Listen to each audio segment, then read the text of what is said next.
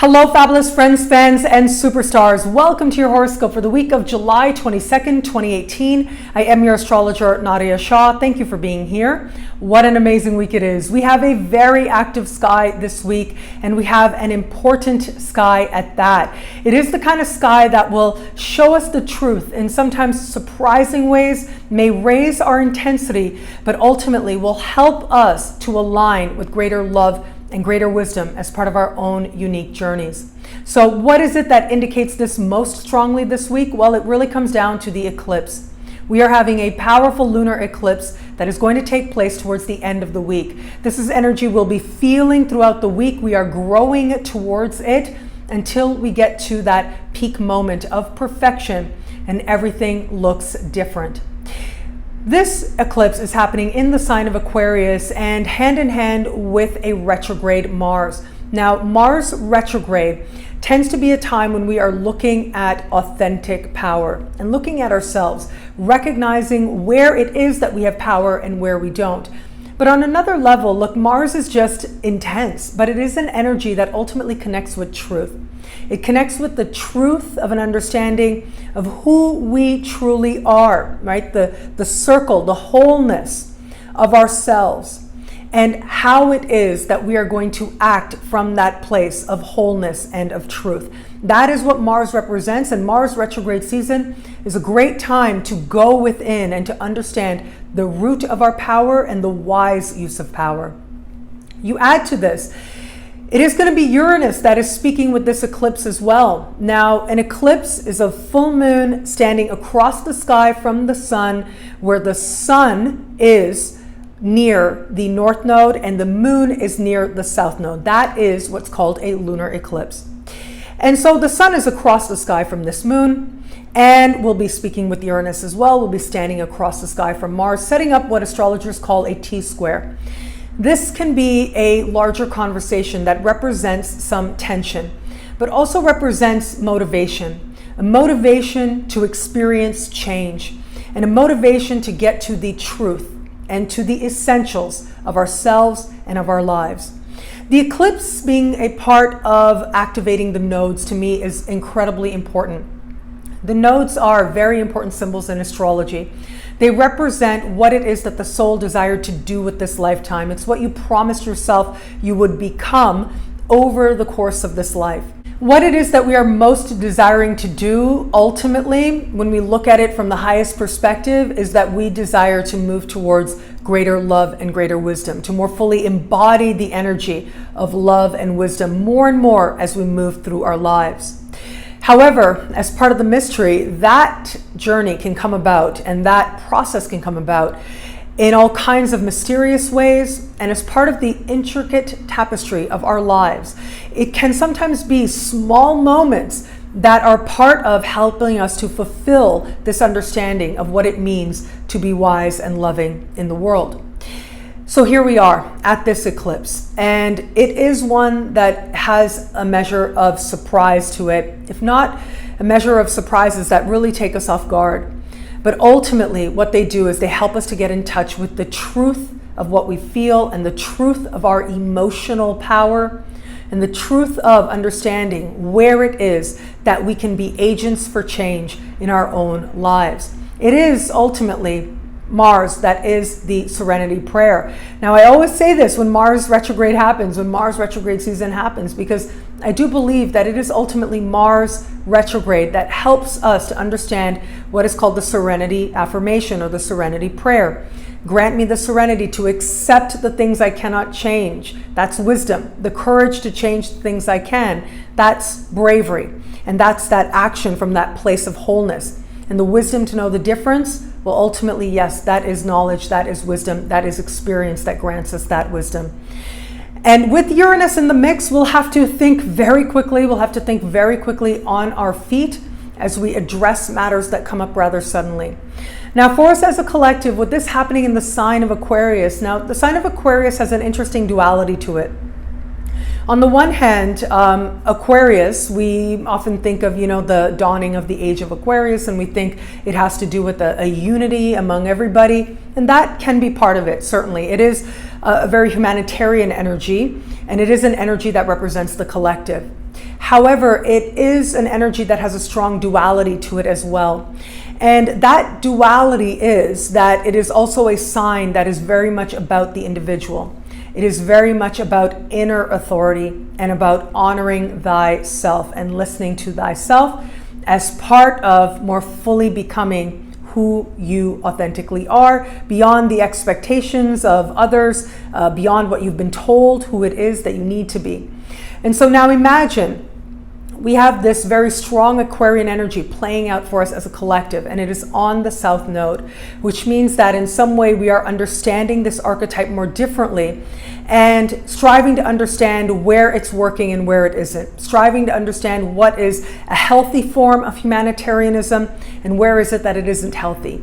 A healthy way of honoring ourselves and being authentically individuals, but at the same time caring for others. Where is it that we can find that fine line? Well, we are going to see it at this time. And again, very likely through moments that do surprise us. Uranus is involved in this configuration after all. And Uranus is a planet that embodies some interesting characteristics of its own. Yes, it has that hyper-scientism to it, a sense of detachment to it as well. But it is also a planet that represents equality. And it represents the future and thinking forward and thinking in a visionary way. So where is it that very quickly we may have to be a visionary in our own sphere, in our own lives, as part of owning the power that we do have? Well, some of that may very well come into focus in at least one area of life for each of us, but also for us as a collective as well. This can be a very spontaneous energy, so do remember that. As a collective, you know, the sign of Aquarius has to do with things like protesting and doing demonstrations and things like that, with large groups of people get together to make an affirmation in the world. And so this tells me there may be some surprises on that front where surprisingly people are getting together to sort of state what it is that they believe or what they'd like to see more of in the world.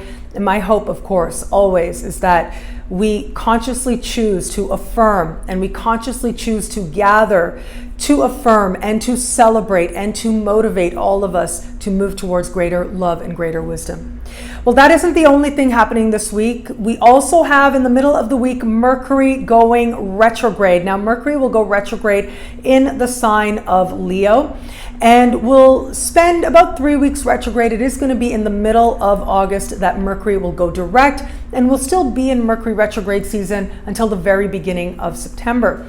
So right now it is important to pay attention to what is happening in your life, because chances are you will return to it as you get to the very end of August and beginning of September. That is when Mercury will return to where he is right now to help us to understand with more clarity what it is that arose now and help us to wrap things up as part of a successful, hopefully successful Mercury retrograde season.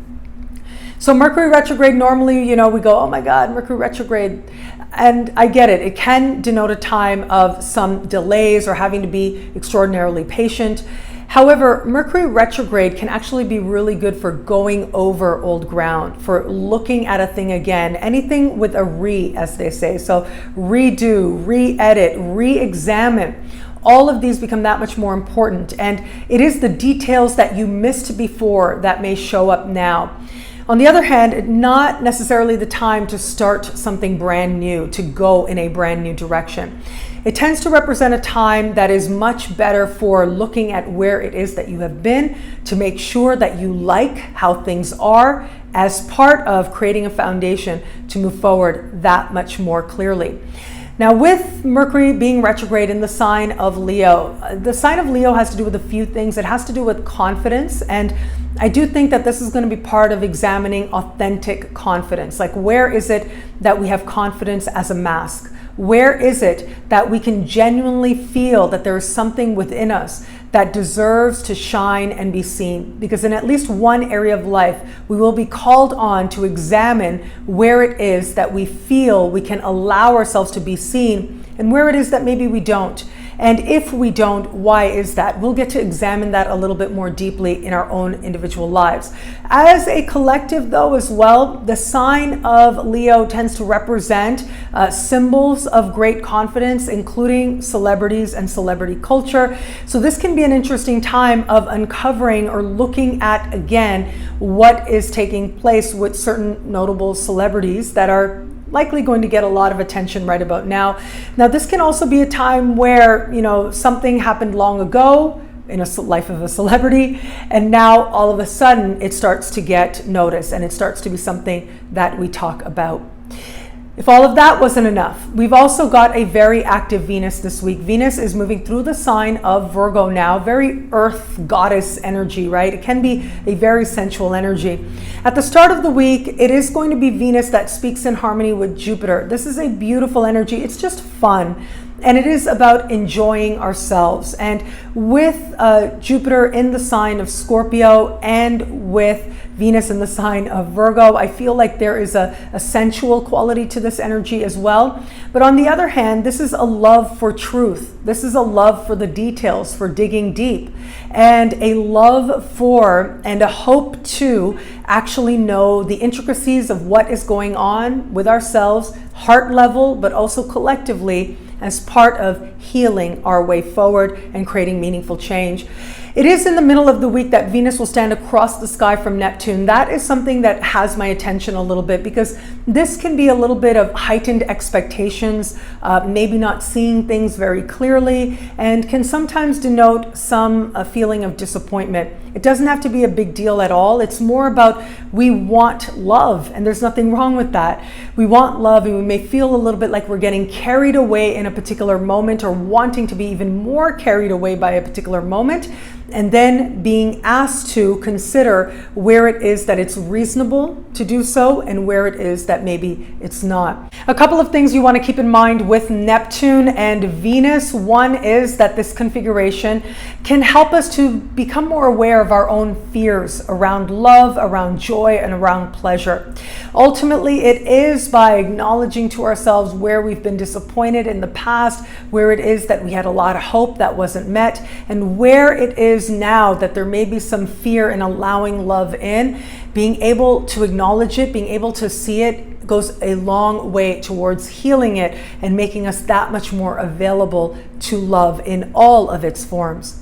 Ultimately, whatever transpires will lend itself to a transformative moment by the end of the week. That is when Venus will speak in supreme harmony with Pluto. If there's any kind of date night you're wanting to have, any kind of connection with another person you're hoping to make, I would encourage you to wait until we get towards the end of the week. That's only because the romantic energy and the love energy will be very high. It'll be very intense, but it is also love that can facilitate easy ways towards being more honest with ourselves and creating meaningful change in just about any area of life. What I love about this week for us, well, look, there's a lot to love this week. I love that connection of Venus and Pluto at the end of the week. I think a lot of people are going to enjoy that, to feel love very deeply and feel valued very deeply. But at the same time, what's going to be the most important energy this week really comes down to the lunar eclipse. That lunar eclipse has a quickness factor to it, and so events will move very quickly, but ultimately they are events that are honest and that are certain. They are certain to help us to get in touch with a voice within ourselves that truly desires to live authentically. And what does that mean? It means to honor ourselves, to live in a way that has integrity, especially in our own eyes. And it is ultimately this eclipse that's going to help us to do just that, be bravely honest, but also empowered to make changes that make us strong and that last. Well, thank you so much for watching. I'm so grateful for it. Tell me, what are you excited about coming up this week? I'd love interacting with you guys on Facebook, Twitter, Instagram, and the YouTube comments as well. So please do let me know in the comments below, what are you excited about with this eclipse? I would love to hear from you. And of course, if you want to find out how all this wonderful stuff speaks to you and your sign, you can log on to astrofabulous.com or nadiyashah.com. Sign up to be one of my superstars. Superstars get expanded, exclusive video scopes each and every week. week, and unlimited access to special horoscopes and so much more. All of this in the superstar space. I look forward to meeting you there.